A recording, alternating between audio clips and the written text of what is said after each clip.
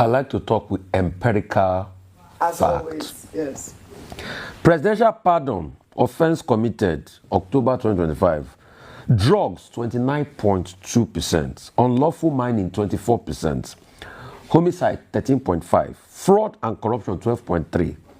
Hijacking, 5.3%. Firearms, 2.3%. Robbery and theft, 2.3%. Human trafficking, 1.8%. You see, at these rates, let's all go mad together. Because if we have now become a nation where we pardon criminals that our institutions fought hard to convict, then President Tinubu, your next pardon, I have some names for you. You must pardon Lawrence Omajiakpo Anini. You must pardon Oyenusi, the criminal. You must pardon Shekau. Look at the joke Nigeria has become.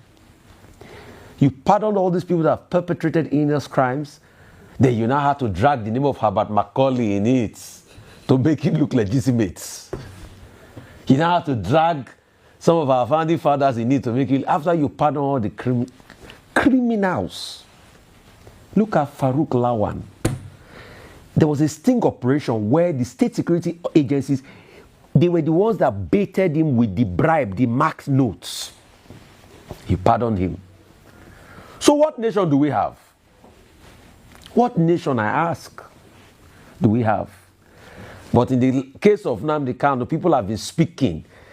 Some Igbo, top leaders came to Buhari last time to seek a peaceful resolution to the matter. No.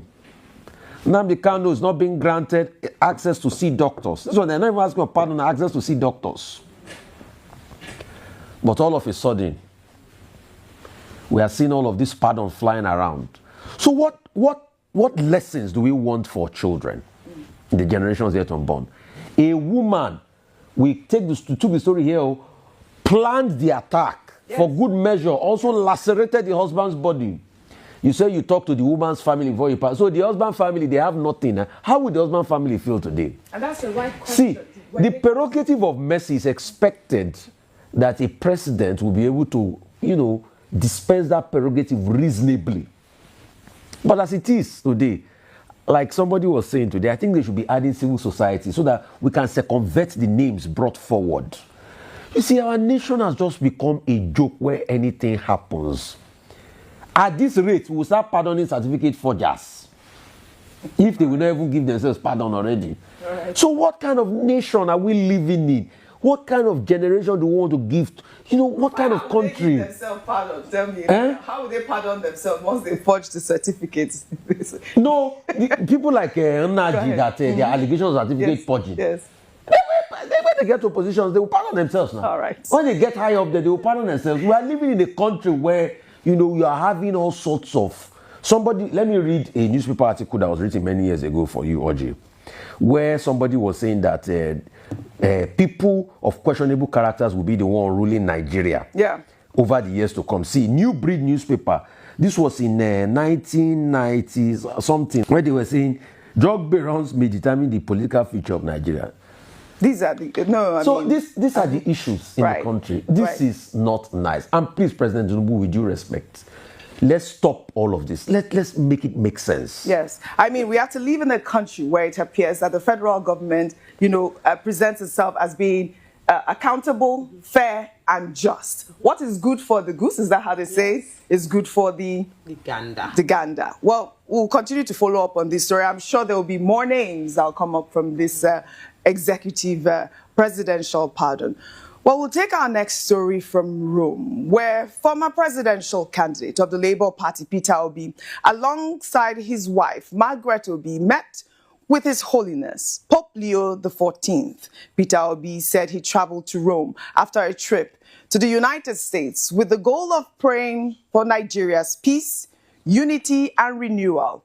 Obi made the comments in a post on X, saying that he brought Nigeria's challenges before God during a spiritual pilgrimage. He wrote on X, and I'll read his post in part. He wrote, "At St. Peter's, we were privileged to be received in audience by His Holiness, Pope Leo XIV, to whom we humbly appealed for prayers for our beloved country, Nigeria.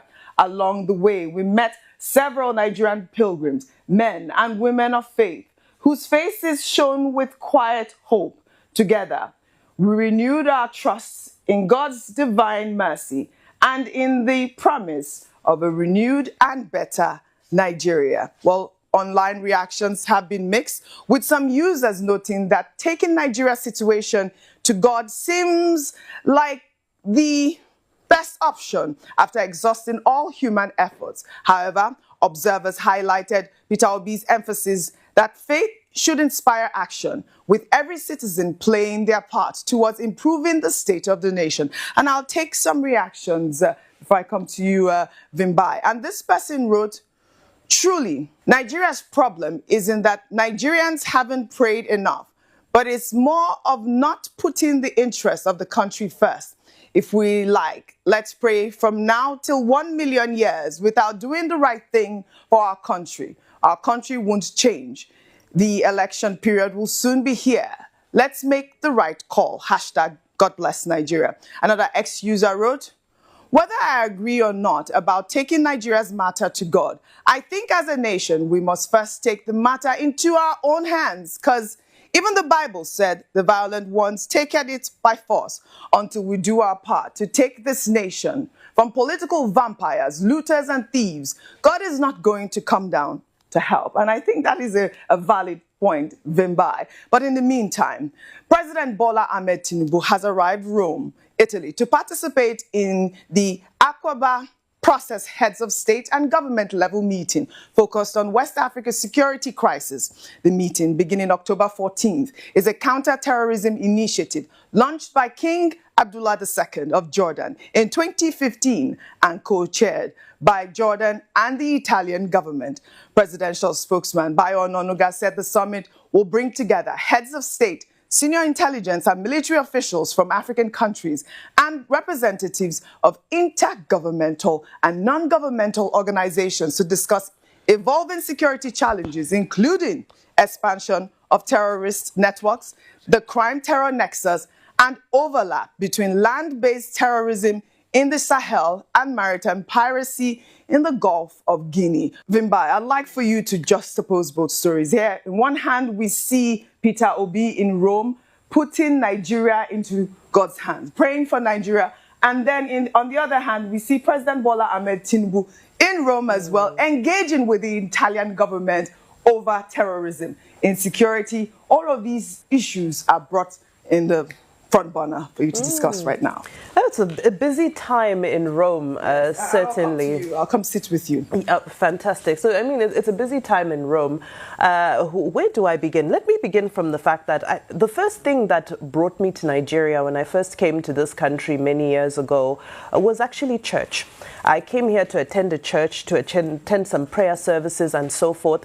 And I bring this to the discussion because I want to highlight the fact that I don't think Nigeria has a shortage of prayers or a shortage of the presence of God. I don't think it's always honorable for people who want to go on pilgrimages and pray around the world where they feel closest to God and where they feel God can hear them the loudest. Absolutely fine. But here in Nigeria, we do not have a shortage of God. But the question is, when we preach about the Bible and all of these things, how many people are actually taking all of those lessons and, all of those scriptures that we are supposed to live by? How many people are living by them? So I think that in the case of, Mr. Peter Obi and his beautiful wife, I think it's a noble cause for them to embark on this journey. But I think Nigerians right now want to hear their proposed solutions as an opposition in waiting, if I may call it that. Political season has heated up and the questions continue to spring up. We're here talking about presidential clemency and pardons. We're talking about the screening of a new INEC chair. We're talking about movements happening with political permutations by the day. There's a lot of uncertainty with the economy. Insecurity, is biting.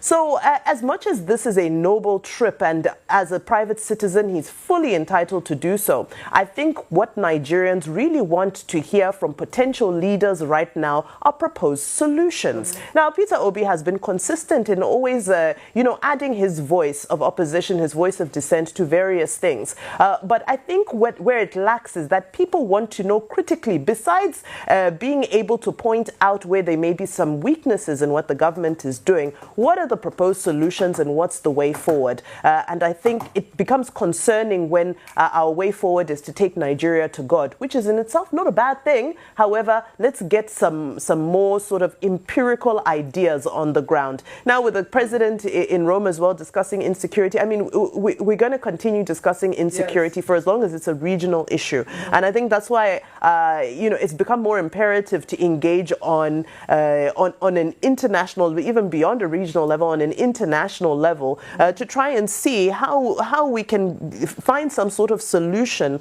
sustainable solution to the crisis that we have going on in the Sahel.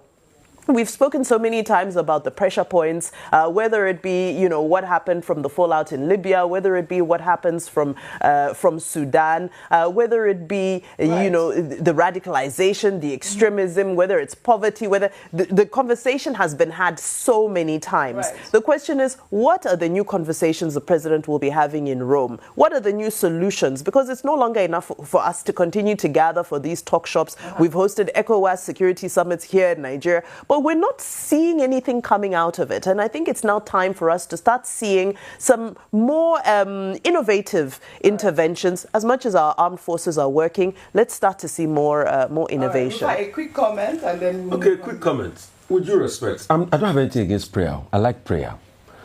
But I also like common sense. And I think it's misplaced to go to Rome and say, pray for Nigeria. Pray for Nigeria where? Have they not prayed enough? Is God knows when they've been praying for Nigeria. Look at the Rome Mr. Peter Obi went to. Is it prayer that they used to build Rome? They collected taxes, sales taxes and the likes. You pay taxes? No, they collected taxes.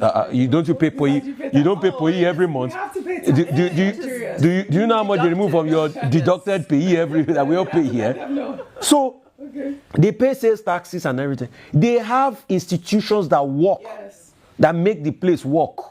They didn't say because it's Rome, Holy See, oh, God from heaven, make Rome work. No.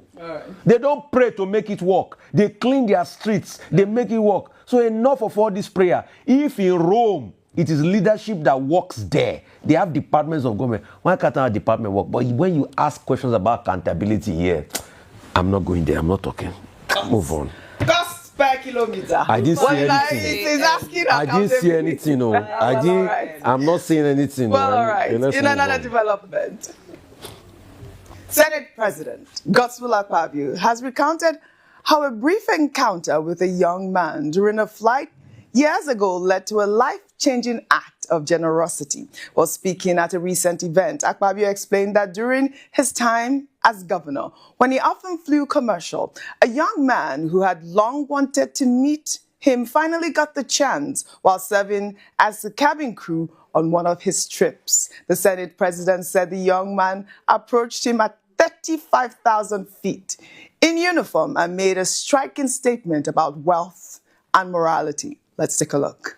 When we got to about 35,000 feet, he came dressed in his uniform and told me, Your Excellency, if this plane should crash now, some of you will die as rich men, and some of us will die as poor men. And I said, so, how do you want to die? Do you want to die as a rich man or as a poor man? He said, I would like to die as a rich man.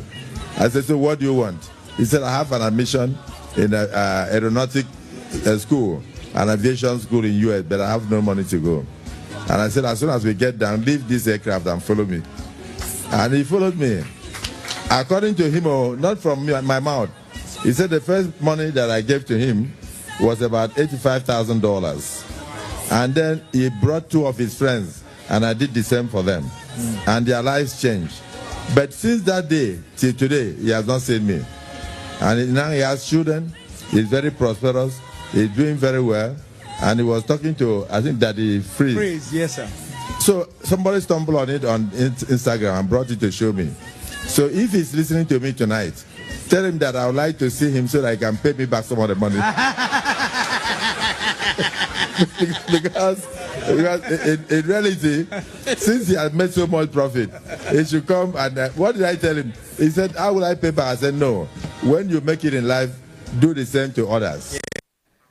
You know, I love this story. You know why I love this story? It's all about paying it forward. I mean, I thought that it was a good example that he gave there. And he was quite cheeky saying he wants his money back. But that's really what life is about. You never know who you meet. You never know whose life you're going to impact. At the end of the day, it's beautiful to see that, you know, this sort of conversation happens also within our government officials. Well, finally, on what's trending today. On Sunday, October 12th, Arise News organized a night of tribute for our beloved colleague, Arise News anchor, reporter and producer, Somtochukwu Christel Maduagu, affectionately known as Somi, who tragically lost her life at the tender age of 29. Dignitaries in attendance included the chairman and editor-in-chief of Arise This Day Media Group, Prince Nduka Obaigbena, Senator Victor Ume, Senator Adams Oshomole, and the First Lady of Enugu State, Chinyere Mba.